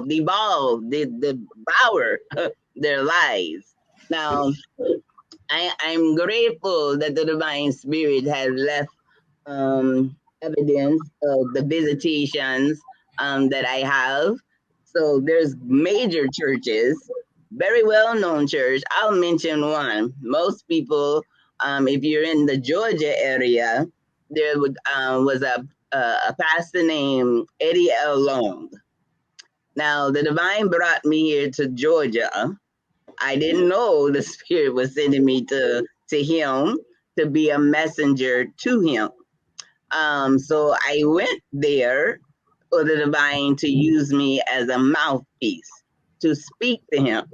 Now, before it became public of everything that he has been accused for and everything being revealed, the Spirit had me to say these things. I'm not concerned about what the Spirit has me to write or what the Spirit has for me to say. I'm the mouthpiece. I'm the messenger. A lot of people hate the messenger, but they're not listening to the message. And a lot of people hear the message, but they don't receive the messenger because it's not coming from what they have pre-thought that messenger is supposed to be like or look like. When he actually received the messages, he would always decline it and use his what they call the ones who are supposed to be protecting him. Now, see, it doesn't make sense for you to be a preacher and you're talking about you believe in God and that you're always protected, but yet you still need an entourage to protect you. But nevertheless, he would always send them to keep me from them. But one day, the divine spirit had me to dress in my service robe and sent me there. And the spirit told me, when you hear my words, I want you to stand up and you speak what I tell you to speak. That particular day, there was thousands of people in that place, and I heard the word where the spirit had already revealed to me what the word was going to be, but it was coming out of his mouth. And he was saying, watch this, watch this. So he knew I was there. He knew that the spirit was sending me to him. And he said, watch this, watch this. And he said the word. And then naturally I stand up, and then the spirit takes a hold of my mouth and I speak. And immediately he was saying that you are not going to do this in my church. Then he said, shut up. Now, according to the understanding that I had at that time, you're not telling me to shut up. You're actually telling the divine spirit to shut up. And when you do that, then you're going to be held accountable for what come out of my mouth next. And so I kept speaking. And then all of a sudden, these two big muscular guys come out. One take me by this arm, the other one take me by this arm. Anybody who is sitting here from maybe 10 years back, I'm the one that was dressed in all white that they came up and literally picked up, carried out of the church, put in a police car, and was accusing me of all kind of things. But my mouth, the spirit was still going. So I have a whole congregation of the evidence of when the spirit comes over you and the spirit tells you to do something. It's not about trying to contemplate or try to figure out, well, no, if I want to do this, that, and the other. Once you've agreed to be that mouthpiece, or to be that hands, or to be the eyes, or to be the ears that the divine can actually use, then it's of course you're supposed to be able to look back within yourself of the compassion and the love that you want to be able to please your internal parent and do what they tell you to do. So nevertheless, when they banned me, or what they call 86 me, from coming there, then the spirit has sent me to other places. Some received me, but there was a lot of jealousy among the women, especially when you go through a Hebrew Israelite congregation, because they don't teach their women to speak up and speak out. But see, my teacher comes from the omnipresence, the omnipotence, the omnipotence, the omniferous, the omnicompetent one. I need not to be in a building to hear or to be guided by the spirit. So the spirit teaches me at home and then sends me out to walk as I learn and learn as I walk. And a lot of people think that they have to go to seminary school, or they have to go read book from front to back, just like that I can relate to King Tut / Emmett, because I never read a book from the beginning to the end. I too was able to I can ask a question, and then the spirit will literally close my eyes and would take my hand, open up the book, and put my finger on the page, and wherever my finger is to the question that I asked was always the profound answer to what it was that I was asking. And that's stories for another day. But nevertheless, I'm saying this that I can relate to the brother, but at the same time, I can recognize that when you come into the awakening of an office, like this is Emmett Till's day. Emmett Till was maliciously disfigured by racism. Now, for me to wake up into a realm in the same environment where there's still resistance and racism and all of that that still exists, and know that the two people, the two brothers that was acquitted and released, my first action of office is that I must be sent here to be a judge. I must be sent here to assist with truth, balance, order, law, and justice to be in harmony with the divine laws as it is above, so it shall be below. Now, with the mentalism, the polarity, um, the um, the causation, the correspondence, the morality, and the gender. These things, they work together. You have the spiritual realm of the governing of the divine spirit as the parent, and then they given us the truth and balance in order to be in harmony with what the governing laws is from above. And so I give thanks that the divine spirit has brought to Nimrod, to I'll just simply just keep it simple. King Tut slash Emmett, to even bring this story to my ears. So see, when something come into my ears, I know there's a divine order for the reason for me hearing this.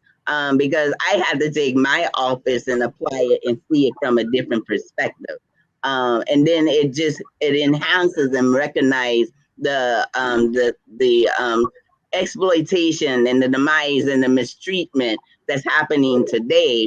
If when the ancestors are coming back within us, it's all about seeking justice, and we don't have to look to the validation of the system that has found pleasure and has found finance and has found a platform of darkness in order for to keep our people blind, ignorant, and dumb, and with so in tune with the people telling them what to hear instead of them able to utilize their mind to how to distinguish and use discernment and to stop people from telling you what to think, and you utilize your born mind on how to think that's beneficial for us, because the power to define is what it gives us the power to control. So we have to take back that ability, since we were the first teachers, to define those things that are going to be beneficial for us. We don't have to them to validate our language, but see, we can't just speak it, we have to live it. So this is the reason. Somebody said in the chat room, when I said twerk, that I used to be a twerker. You obviously haven't heard my story, but I'm going to sum it up that I used to drink, I used to smoke, I used to snort, I used to shoot, I used to lie, I used to steal, I used to carry guns, I used to carry knives, I used to be a stripper, I used to be a lesbian. I was abusive to old and young, 2-footed and 4-footed, group homes, treatment centers, jail, anything and everything that you can imagine from A to Z. That's who I was. But in the sight of the divine, I was all that for a divine purpose, so I can communicate with those who are still living in that type of environment, who needs to realize that they are a precious stone. And when you find a precious stone in this natural environment, you're going to find it with filth, dirt, soil, everything that's going to be covering it, so that you don't really necessarily see its true value. Okay, so when the divine spirit comes for those who are going to be effective in such a time as this, count it our joy that you have an experience and you can relate to somebody else and be able to show them simply that no matter how low you go, that as far as a woman is concerned, there's a highness in you, like a queen in you, and a queen or a king or a leader or a netaru or a netaret is a service to the people. We serve you. So if I had to live all of that filthy way in order for me to live as a fool first, so I can become wise today, I count it all joy if you can hear what I'm saying, if you can see what I'm doing, because I'm a reflection of you, and that you can be even greater than the things that I have done or have not done. But we can do a whole lot together when we come together and recognize that we are value, that we are significant and relevant in such a time as this. And it don't take no PhD, no scholarships, or no degrees. Even if you only have a GAD, when the divine spirit revealed to me that the glory of divinity's education is all that I need, as long as we have our eyes to see and be able to see the path that the divine wants us to go, as long as we have ears to hear the instructions from the divine spirits of the ancestors and the divine, as long as we have a mouth to speak and sometimes keep it closed or just make it crack up a little bit to give somebody a smile and just let them know that we recognize them. The roots of them Butu. I love them Butu because I don't exist if you don't exist. And we cannot exist together if we don't respect one another. And when we respect one another, then we can accomplish a lot with one another. So I just wanted to let you all know, it's like I have so much that I can share with you all. But this is my brother's platform. This is brother Tutumra Image platform opportunity to share his story. But see, when the ancestors come over me, I can't help but to speak when they tell me to speak. I can't help but to say what they tell me to say. And we all have a gift within us to contribute to any conversation, and that we have to recognize that it's not about competition. It's about you being all that you can be and who you were assigned to be in such a time as this. And with that, I'm complete. All right, listen. I want to extend off the copy.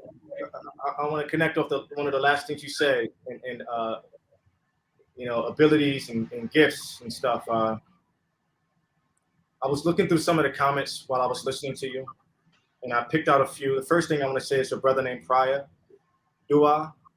He said he's enjoying listening. Dua, thank you. Peace. There was a sister named Tanisha who asked if the ancestors. She mentioned that I mentioned that I do yoga, Kemetic yoga instructor. Will the ancestors come and use us as a vessel or a portal? I'm going to tell you about I'm going to detail many experiences I've had with ancestors who are not here anymore. With ancestors who are my guardians, who remember what I was talking about with someone that's in my hallway. One of my ancestors in the hallway. I will just say this to you, that Marcus Garvey said many times in his speeches, I can't quote it verbatim, but he basically said, I'll be back in the whirlwind with thousands of slaves that were murdered. Marcus Garvey used to say that. And I'm going to tell you that because you don't have a physical body doesn't mean that you are not around. Why do you think they say speak a man's name and he'll live forever? You understand? Emmett's name's always being said. Tutankhamun's name's always being said. I'm so thankful for that. But even before that, I want to also piggyback off of what another person said. I didn't write this person's name down, but he said that, I think this was Haru El Ra. I want to speak to two things. He's one of the detractors in the comments. I want to speak to him. He says that the pharaoh should be a Leo. He should be a lion heart. And I'm going to tell you, like I said the last time in the first video, that there's an ancient prediction that Haru would have a reincarnation, a resurrection, a return in the age of Aquarius. He would unite the lion with the lamb. And it's interesting that I'm having this issue with someone named Haru El Ra. When Haru is the Sphinx, Haru Akhet, all right? Haru on the horizon, in the horizon. That is the true name of the Sphinx, the lion that you see with the human head. And so I want to tell you about me. I had a first time I had an astrological reading about a month ago. And a portion of it is on my Instagram. And where the astrologer tells me that she wouldn't be having a conversation if I wasn't connected. There's something called a dragon's head and a dragon's tail. My dragon tail, just so coincidentally, lays right into the 18th dynasty, the starting of my soul. All right. And then my Saturn is in 28 degrees Leo. Emmett was a Leo. Understand? And he was murdered on the 28th. And so I want to tell you that there's this prophecy or this prediction that Haru would return in the age of Aquarius.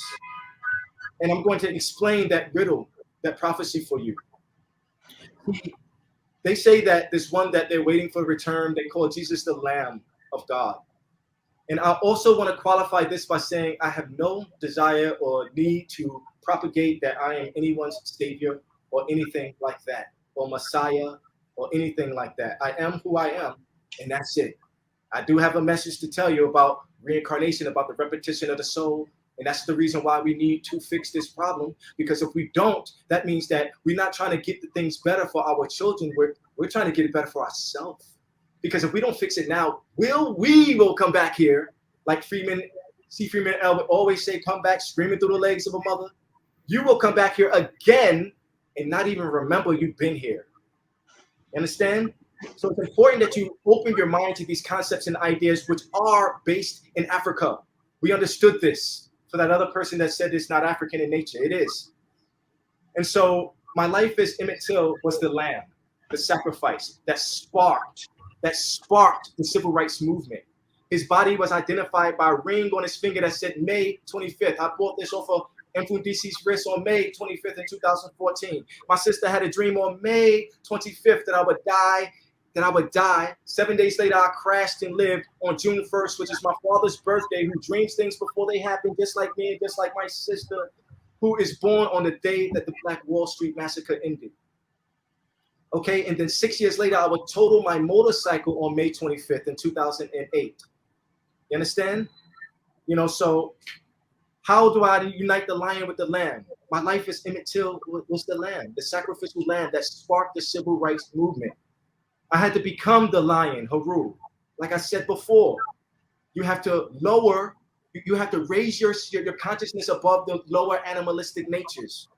You have to raise your consciousness and your actions up above your animalistic natures. That's why the human head on top of the lion. And I became the lion, Haru. You understand? Right? So that speaks to Leo. And he would be a Leo. I was a Leo. Okay, I was a Leo in 1941, a year snake, until 1955. But now I'm a Scorpio. And the oldest pharaohs are scorpion goddesses. And the scorpion goddess Selket on my back, she was guarding my tomb. The most famous goddess to guarding my shrine was Serket, the scorpion goddess. And I am very much the scorpion king. And the oldest pharaohs are known scorpion kings. I want to speak to 5-star review that said he wanted to be a rapper, not Emmett Till. Hey, brother, listen, I'll be 44 this year. I've been writing rhymes since I was a teenager. I never wanted to be a rapper. I wanted to be an NFL football player. But instead, when I got to college, my grades weren't good enough. I had to go to junior college. But when my coach tried to yell at me because I did drop a pass, I dropped the pass 3rd and long. Right? See, y'all love to watch these sports and these athletes. I am not amazed. Some of these athletes do stuff that are amazing, but they don't amaze me because I've done stuff amazing on the field. You know, so this coach told me, Lou Saban, that he coached O.J. Simpson on the Buffalo Bills. He was an NFL, Super Bowl winner. He was training out. He was our coach, and he tried to yell at me or, on a bus ride home. And I defended myself. I didn't curse at him, but he sat me on a bench for the rest of the year. I had good grades, but I went through a depression. I got dismissed, and I left football. And I'm so thankful for that cracker that did that to me. He allowed me to, what was his name? Colin Kaepernick, way in 1998. And I'm so happy I ended up in the military. So no, I don't want to be a rapper, but I write rhymes, man. Yes, I write poetry, and I put on the music. Yes, and I love to do it. Do I have an album? Yeah, I don't sell it, though. It's online. You know what I'm saying? I created an album because I won't get into that story. But I created an album a year and 22 days after I realized I was Emmett Till, because I felt like all of the music that I was saying that probably needed to be said, because since I was this little boy that was murdered and all of my music had to do with Black struggle and unity, then perhaps maybe I should say this. And so I did that. And I bought a booth. I bought some wood and made a booth in here. And on the day that I was making the booth and I stood it up on his feet, my grandfather appeared to me. I was gonna make a mixtape, that was in 2015. But and that was years ago in 2015. But so no, I do write music, and I'm pretty good at rap, hip hop. But being a rapper is not my goal in life. So those are all the things that I wanted to speak to in terms of the. He also said supernatural gifts. Listen, I want you to understand that you are supernatural. We're all supernatural. Supernatural is a misnomer. You have supernatural ability. We all do. Do you understand? That's just the thing. Like I spoke about dreams and dreaming things with people and astral projection. Let me speak to you about sleep paralysis, because we need people out there. Let's make this a little learning lesson, because you got these distractors and out there. But hey, let me put you on to something. How about this? How about, see, Emmett was murdered in Money, Mississippi. See, I don't care about, there's a portion of me that would love for my music, the stuff that I write and to create, to be heard across all platforms. At this point, I don't really care about that. What I really want to do is finish this book, and to feel, when I finish this book, I will feel like, wow, I did some profound, you know what I'm saying? I came back here. I'm only telling you about, if I told you the other lives, you wouldn't believe even more. If I told you the other lives, you would not believe me even more. I'm telling you the oldest one and the most recent one. I'm not telling you all of them. If I told you all of them, you wouldn't even believe that. But it will all be in my book. You understand? You should all, and so people out there that say, you think you want to be a rapper, if you write rhymes, this is my message to you. Write your music from the heart. Write your music from the heart. Write things that make sense. Be careful with the words that you put together. Because look, when we read my book, it's a book about these past lives, but it's really a book about a man who made a change. That's what I did. I made a change from being a lower vibrational dude. That's what I did. So you could do that too. That's my biggest message. You know what I'm saying? But don't go out there looking for something. You know what I'm saying? Let me speak to sleep paralysis. People out there, they wake up and they can't move, and there'd be a dark shadow on them, and they'd be scared. Many people experience that. And when it started to happen to me, what I did is I spoke to many people about it, and I gathered up their experiences. And there are many different types of experiences that people have had with sleep paralysis. They see a dark shadow over them. They see, or they feel a pressure, and they can't speak. They can't speak. They can't move. That was my experience. My experience was I would wake up, my eyes were open, but my body couldn't move. I couldn't scream. I couldn't talk, but I could see everything, but my body couldn't move. And I'll be trying to create something out. I try to fight it to say something. And I want to tell you, sometimes I feel a little embarrassed about this, but I'm going to tell you the truth. The first time that I ever had sleep paralysis and I was able to say something, the words that came out of my mouth was, Jesus, Jesus. So name Jesus came out, like, because I gave my life to Christ in 22. I was a Christian. I was born a Muslim, got baptized at 11. I'll tell my life story, my whole life story. It's not just about these revelations. My whole life story lines up to what I'm telling you here. But as I started to understand years later, and I would have this again, I started to more knowledge and more research and more understanding. I started to understand that other people are having this. And I started to listen to other people's experiences. And instead of being afraid, one time this woman that I knew from Facebook, I didn't know her. This is years ago. They kicked me off Facebook in 2016. That will be in my book, why they kicked me off. I won't even talk about it now. But they kicked me off Facebook in 2016. And there was this woman prior to that who I knew on YouTube, on Facebook, who was in New York, who needed a place to stay. And I let her stay with me. And she slept in the same bed. She was a pretty woman. She was a dancer. And I ain't touch her. She was a space in between us. And that night I got sleep paralysis. That was the first time. Sometimes I wonder about that. That was the first time that I ever broke out of sleep paralysis without, like, I got broken. I was stuck. This woman was laying next to me. And in front of me was a ball with lightning shooting out from it. It was a lightning ball, and I couldn't move. And then all of a sudden, I know it was my left hand. I punched it with my left hand, and it darted off on the other side of the bed that she was on. So I always thought about that. It went to her side of the bed, and that was the first time I broke sleep paralysis with most people don't break it. You just can't move and you can't scream and blah, but I broke out of it.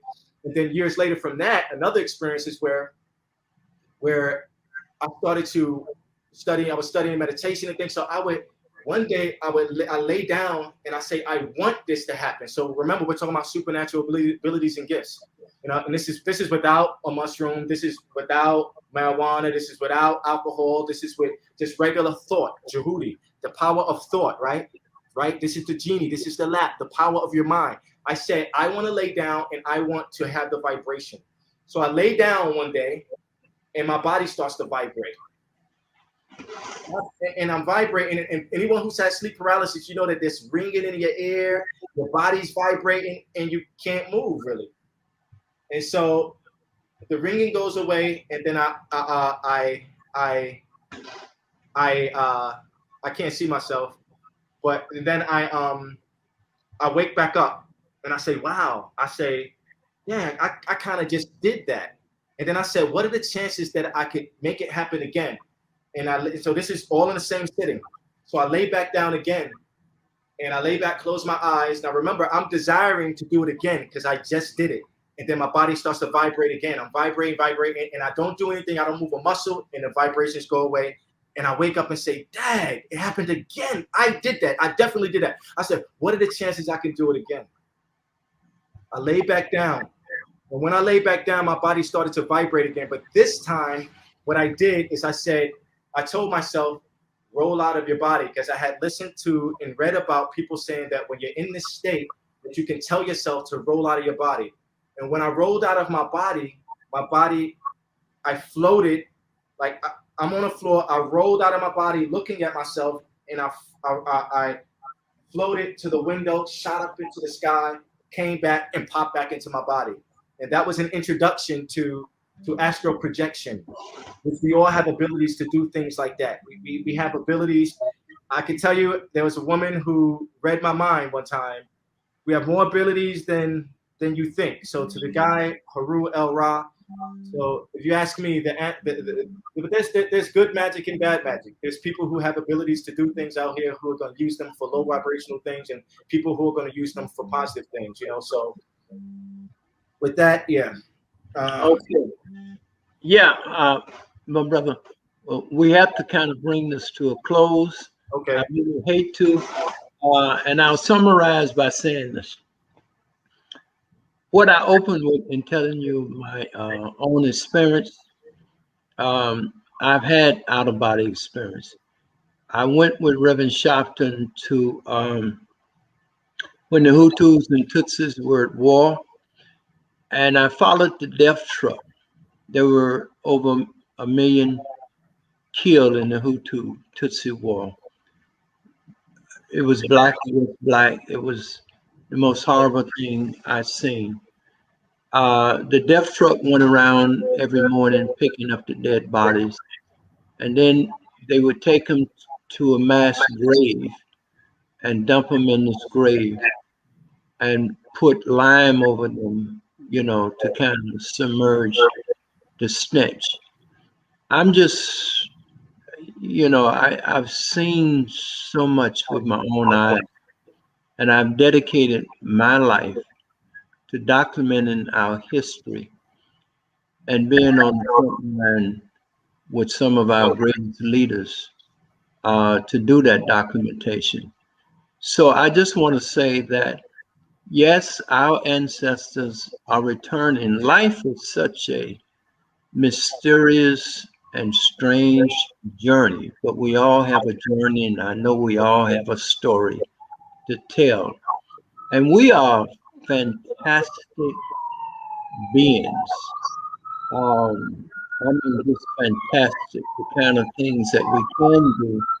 And for this particular time, that some of us are telling our stories and awakening to let others know that right now we are becoming who we have always been. It's in our blood, it's in our DNA.